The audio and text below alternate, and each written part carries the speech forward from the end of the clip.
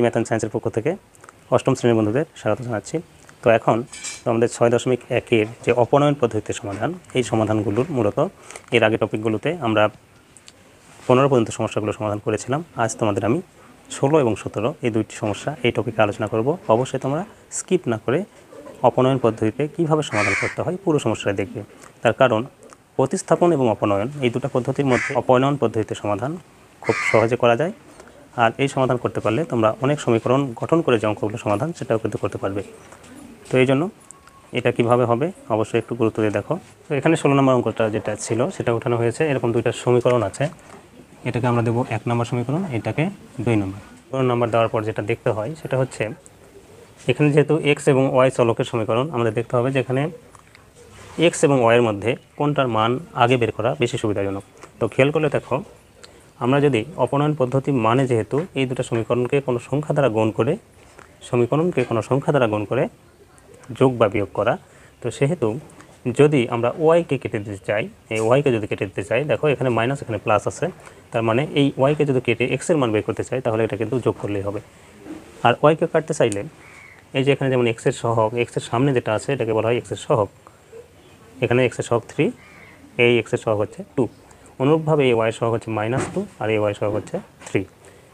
তো ওয়াইকে যদি আমরা কাটতে চাই সেক্ষেত্রে এই নিচের সমীকরণের ওয়াইয়ের কাছে যে সহগটা আছে এই সহগ দ্বারা আগের সমীকরণ বা 1কে গুণ করতে হবে এবং এখানে যে সহগটা আছে এইটা দ্বারা এইটাকে গুণ করতে হবে, এটা দ্বারা তাহলে এটাকে গুণ আর এটা দ্বারা এটাকে গুণ করে যদি আমরা সমীকরণটা নতুন করে গঠন করি, করে যদি যোগ করি তাহলে কিন্তু অনায়াসে আমরা এক্সের মানটা এখান থেকে বের করে ফেলতে পারবো। তো সেক্ষেত্রে দেখো এই জন্য লিখব যে 1 নং সমীকরণকে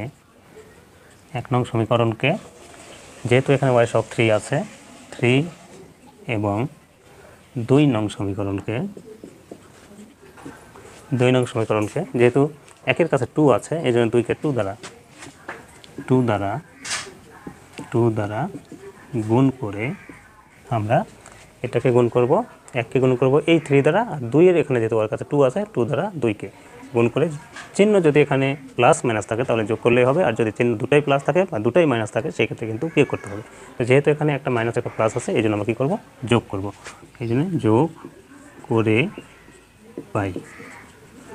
এই ভাষাটা মূলত এই ধরনের ভাষা, এই অপনয়ন পদ্ধতিতে যতগুলো অঙ্ক করব সবার এইরকমই ভাষা লিখতে হবে। এখন দেখো 1কে আমরা গুণ করতে চেয়েছি 3 দ্বারা, তাহলে 3 দ্বারা যদি এটাকে গুণ করি তাহলে 3 3কে 9 হয়, 9x মাইনাস 3 আর 2 গুণ করলে 6, তার সাথে y সমান 3 আর 5-এ 3 5-এ 15।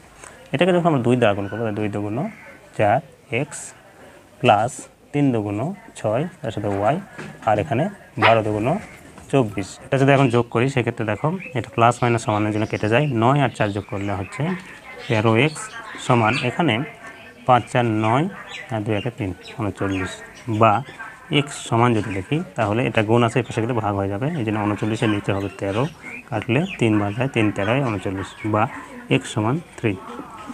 তাহলে x এর আমরা মান পেলাম। এই মানটা এখন যদি আমরা এই 1-এ বসিয়ে দিই বা 2-এ বসিয়ে দিই, যে কোনোটা বসিয়ে দিলে y এর মান পেয়ে যাব। এই জন্য আমরা বলবো যে x এর মান এবার 1 নং সমীকরণে বসিয়ে পাই। তাহলে 1 নম্বর সমীকরণটা আমাদের ছিল যেটা, সেটা আগে লিখব 3x মাইনাস 2y ইকুয়াল 5, বা এক্সের জায়গায় এখন আমরা 3 লিখব। তাহলে 3 আছে অলরেডি, ইন্টু এক্সের মান 3, সেটা লেখা হলো মাইনাস 2y সমান 5, বা 3 আর 3 গুণ করলে 9 হবে, মাইনাস 2y ইকুয়াল 5। এই পাশে যদি করি, বা দেখো এই 9টাকে যদি ওই পার নিয়ে যায় তাহলে বিয়োগ হয়ে যাবে, এই জন্য থাকবে মাইনাস 2y সমান 5, 9কে ওই পারে গেলে -9 দেওয়া হলো, বা মাইনাস 2y ইকুয়াল, তাহলে -9 থেকে 5 বাদ দিলে -4, বা ওই পক্ষ থেকে মাইনাস বাদ দিলাম তাহলে 2y সমান 4, বা y সমান, এখানে 2টা ছিল গুণ, ওই পাশে গেলে ভাগ হয়ে যায়, এটা কাটলে আমরা পাচ্ছি 2। তাহলে y এর মান পেলাম, অতএব y সমান পাওয়া গেল 2। এখন y এর এই মান আর এই x এর মান দিয়ে তাহলে অতএব নির্ণেয় সমাধান, অতএব লিখব অতএব নির্ণেয় সমাধান x দিয়ে y সমান আমরা যেটা পেলাম x এর মান 3 আর y মান 2। তাহলে ঠিক একই নিয়মে একই ছাঁচে একই ধরনে বাকি অঙ্কগুলো কিন্তু কষাকষি করে ফেলা যায়। তাহলে এখন পরেরটা করব। তো তার আগে দেখো এটা খেয়াল করে দেখো, প্রথমে আমরা অঙ্কটা যা ছিল সেটা উঠাবো। ওঠানোর পরে আমরা সিদ্ধান্ত নেব যে এক্সকে কাটবো না ওয়াইকে কাটবো। তো সাধারণত তোমাদের অষ্টম শ্রেণীতে যতগুলো অঙ্ক আছে ওয়াইকেই তোমরা বেশিরভাগ ক্ষেত্রেই এই যোগ বিয়োগ করে কেটে দেওয়ার চেষ্টা করবে, সেক্ষেত্রে অঙ্কটা বেশি সোজা হবে। তো দেখো, যদি আমরা এক্সকে কাটতে চাই তাহলে এক্সকে সহগ দ্বারা এই সহগটা দ্বারা উপরের সমীকরণকে গুণ এবং এই সহগ দ্বারা নিচের সমীকরণকে গুণ করব। আর যদি ওয়াইকে কাটতে চাই ঠিক একই নিয়মে এই সহগ দ্বারা উপরের সমীকরণকে গুণ এবং এই ওয়াইয়ের কাছে যা আছে সেটা দ্বারা নিচের সমীকরণকে গুণ করব। তো এখানে তাই করা হয়েছে, যেহেতু এখানে 3 ছিল এই জন্য 3 দ্বারা 1 নম্বর সমীকরণকে গুণ করেছি, আর এইটাতে 2 থাকার জন্য 2 নম্বর সমীকরণকে 2 দ্বারা গুণ করা হয়েছে। আর চিহ্ন যদি প্লাস মাইনাস থাকে তাহলে যোগ করব, আর চিহ্ন যদি দুটাই প্লাস থাকে সেক্ষেত্রেও বিয়োগ, দুটা প্লাস মাইনাস থাকলে সেক্ষেত্রেও আমরা বিয়োগ করব। তাহলে সেই আমরা এভাবে গুণ করে যে সমীকরণ নতুন যে দুটো সমীকরণ পেলাম এখান থেকে কেটে দিয়ে আমরা কিন্তু এক্স এর মান পেলাম। এই এক্স এর মানটা 1 অথবা 2 যে কোনো একটা সমীকরণে বসিয়ে দিলে আবার ওয়াই মান পাবো, যা এখানে করা হয়েছে। তো এরপরেরটা ঠিক এইভাবেই আমরা আগাবো। তো খেয়াল করে দেখি 17 নম্বর যে সমস্যাটা, এটা অপনয়ন পদ্ধতিতে সমাধান যেহেতু, তাহলে আমরা সিদ্ধান্ত নেব যে কাকে কাটবো। তো আমি যেহেতু আগে বলেছিলাম যে আমরা সাধারণত ওয়াইকেই কেটে দেওয়ার চিন্তা করব, সেক্ষেত্রে ভাষাগুলো প্রায় এইরকমই লিখতে হবে বলে আমি এটা রেখে দিয়েছি। তো দেখো, আমরা যেহেতু সিদ্ধান্ত নিয়েছি আমরা এটা ওয়াইকে প্রথমে কেটে দেবো যোগ বিয়োগ করে, এই জন্য দেখবো যে ওয়াই কাছে কোনটার কাছে কী সহগ আছে। আর চিহ্ন যদি একই থাকে তাহলে বিয়োগ করতে হবে, আর যদি প্লাস মাইনাস থাকে তাহলে যোগ করতে হবে।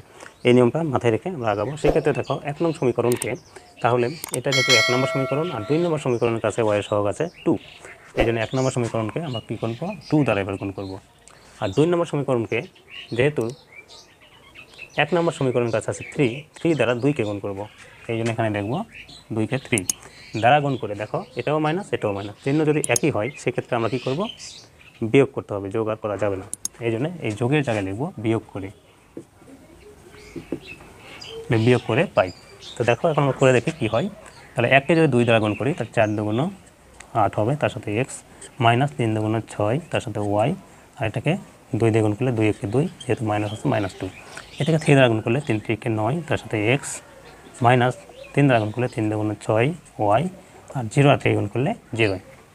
এখন এটা বিয়োগ করবো বলে চিহ্ন পরিবর্তন, এখানে কিছু নাই, মানে প্লাস ছিল এই জন্য মাইনাস, এখানে মাইনাস আছে বলে প্লাস, আর এখানেও যদি আমরা মনে করি যে এখানে ছিল প্লাস এই জন্য মাইনাস, এটা দিলে হবে না দিলেও হবে, তার কারণ এখানে 0 আছে।